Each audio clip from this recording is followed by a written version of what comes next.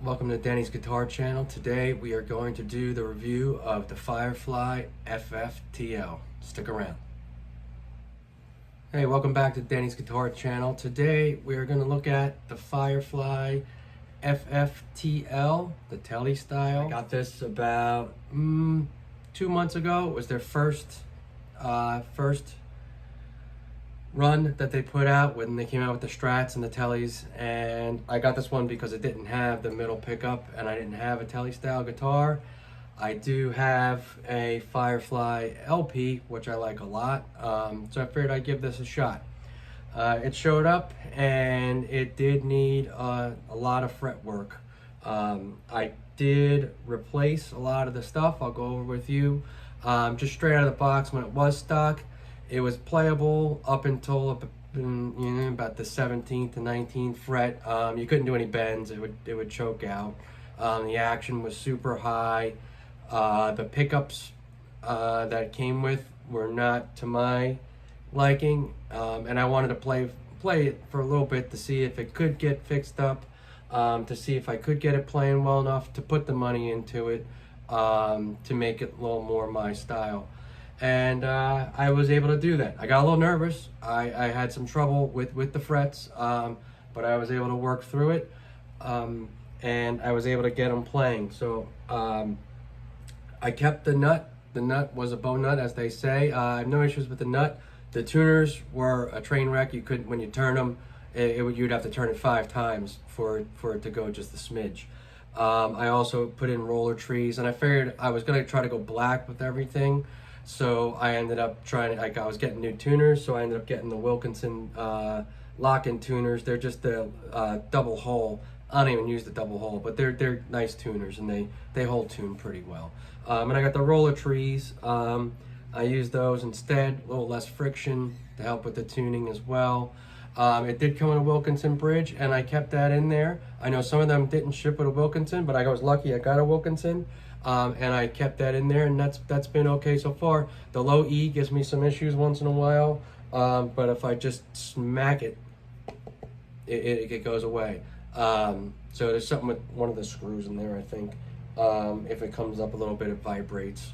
But when it's down, it's down. I did add, I put 11 gauge strings on as well, and that actually helped it too. It was a little tighter fit on the low E with that. It was a 48 gauge on there now, so that helps out a little bit.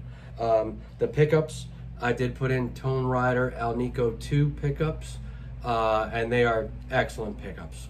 You'll hear the crunch and the clean.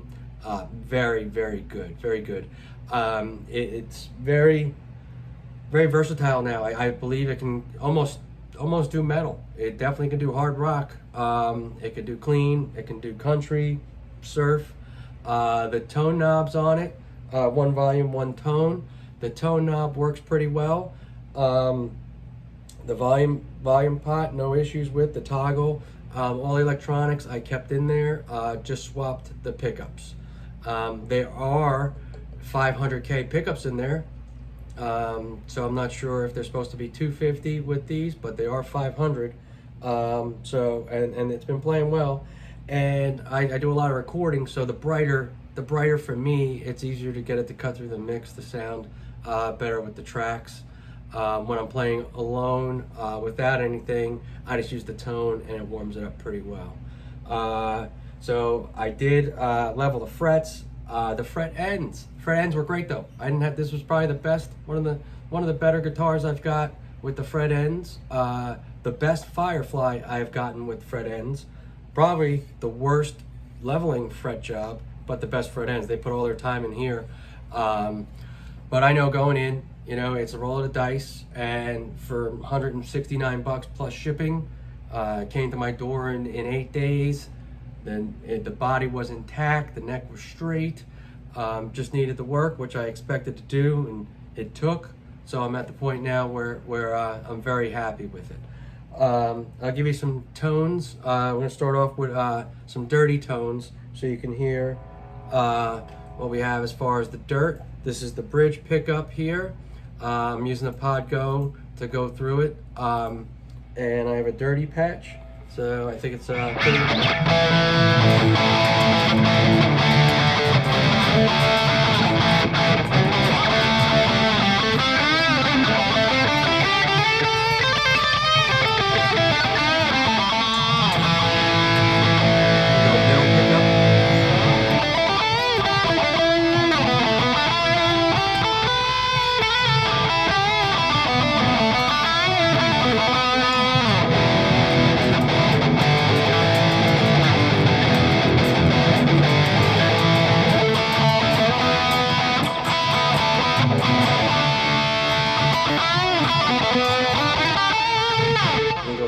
pickup, warms it up even more.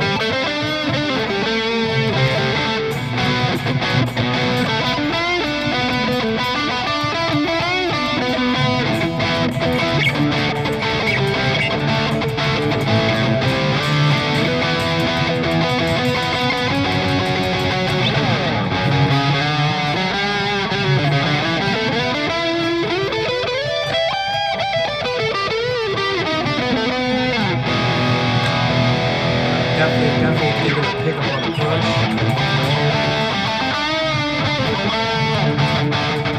Rhythm's tight.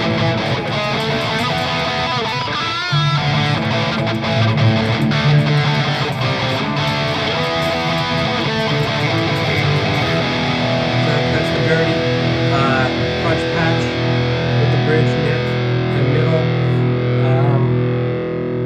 The tone and volume were all maxed out at 10 for that demo there.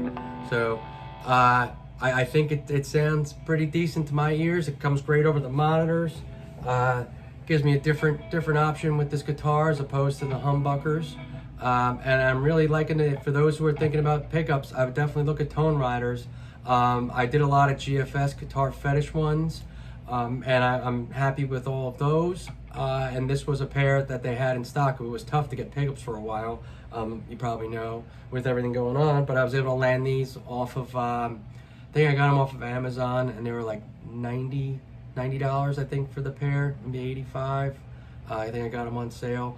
So I got those added to the guitar cost. The tuners, they were like $30, the trees were $10.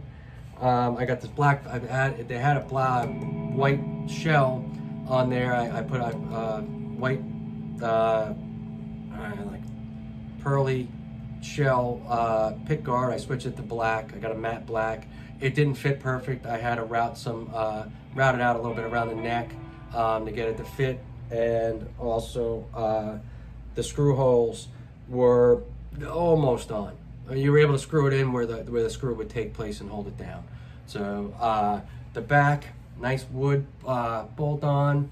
Okay, the neck is glossy. It's a little sticky. It doesn't bother me that much. I think over time it'll start to wear as well. But the neck is really nice. It's a C-shaped neck. It's a little bigger. You know, got some beef to it. I think it's about a 43 millimeter nut. Maybe a little, I want to say similar to a Les Paul standard with the fretboard width. Definitely a little wider neck, little beef there. But it's easy to play. I got the action down pretty low with fret leveling and stuff, so I was able to get the action a lot lower. There's no fret buzz now. I can bend, and the strings don't cut out now. Or I was not able to do that on any of these strings, especially the high E. I couldn't do that on the high E. It would just choke out. I couldn't even play the notes up there because they would just buzz against the next fret. And they all needed a huge leveling. Pretty much all the way up to, I guess, maybe by the body. From the 12th fret down, needed a lot of work. Everything else is coming together. So let me throw some clean at you, and you could see what it sounds like with the clean. I'll do all three pickups here, and let's see what we have. So let's go with the neck first on the clean. All right, let's see if we got. Let me make it a little louder. But this is where this guitar really shines. I think with the clean on the neck, I plan on using that a lot for a lot of recordings. Let's see what we got. See if you like it. So.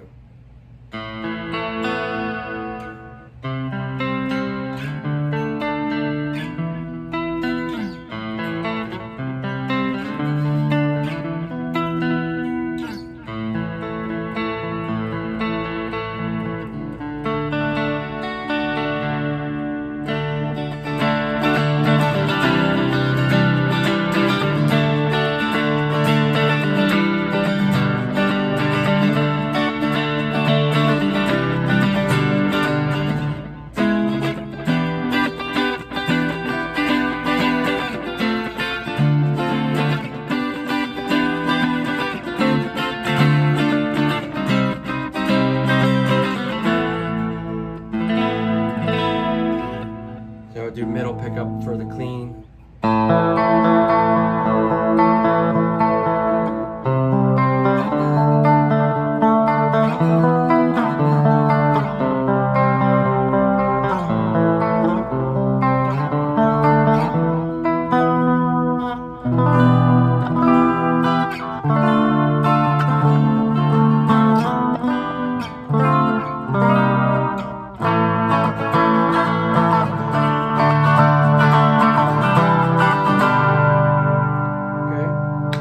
Bridge clean.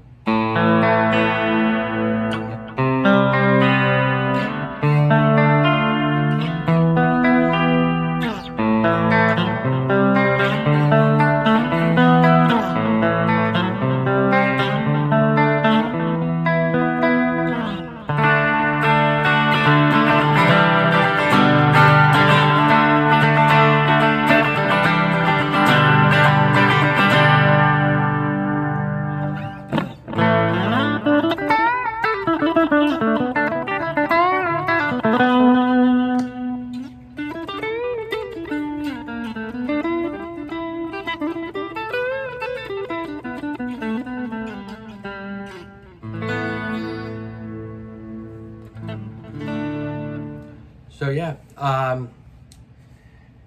in hindsight, would I buy it again and want to do all this work? I would probably pass on it. I did put another 130, another 150 into the guitar. It came in great shape. So 150, 160, 310. Does it play well? Yes. Would I gig with it? Yes. I would trust it. I think the tones are pretty solid that I'm getting out of it. I don't gig. I just record at home and have fun. If I had to take it to someone and I didn't know how to do the work, I think then you're getting out of the price range and you're better off with another guitar, spending more money, getting the stuff that's already completed, and actually going into the store and trying it before you buy it. It's tough buying outside of Sweetwater and maybe more music. Getting a guitar in the mail, it's tough. You don't get to try it. You don't know what the neck feels like. And I know they do inspections, but it is what it is to a point. It's nice to be able to play the guitar, and you know when you buy it there, you can go there, they'll take care of you. But if you know what you're doing and you could do some fret work, you can do some simple soldering and changing of hardware, then it might be worth it for you. I enjoy working on the guitars. I think I'm honestly done with the Firefly brand. I did another review on Harley Benton, and when I got those guitars just out of the box, I don't know if I got lucky or not, but I got more lucky than I did with Firefly. And I believe that those guitars to me were better built and ready to play and needed less work, and they are just phenomenal to me for any price that it is. This guitar here is right now a great guitar. When I got it, I give it maybe a 4 out of 10, 3 out of 10. Now I'd give this probably about a 6 out of 10. It's probably not as good as my Les Paul Firefly. Different tones, so it works well. Playability on the Firefly is probably a little better. But overall, if you're looking for a guitar in this range and know a little bit about guitars, maybe give it a shot. I would also check out Harley Benton or even IYV or SX guitars. They're all coming out with some nice guitars. So I would shop around. It's just hard with not being able to try them. But so that's my review on the Firefly FFTL. Get this at guitarsgarden.com. Shipped, I think it was $25 shipped, $170 for the guitar. They have them up there right now as of this broadcast. So if you want, give it a try. This is just the bridge and neck pickup. They do have the Nashville style with the middle pickup as well. I got this all black. This is the charcoal black or transparent black, they call it. So if you like this review, give it a shot, see what you think. Just don't have your expectations too high, and make sure you can do some work. If you can't do any guitar work yourself, I would look into putting the money into a higher guitar that's going to need less work, and actually trying one out at the store, as opposed to getting one offline. So, but that's about it. So thank you very much for watching, and I hope you enjoyed. Have a good one.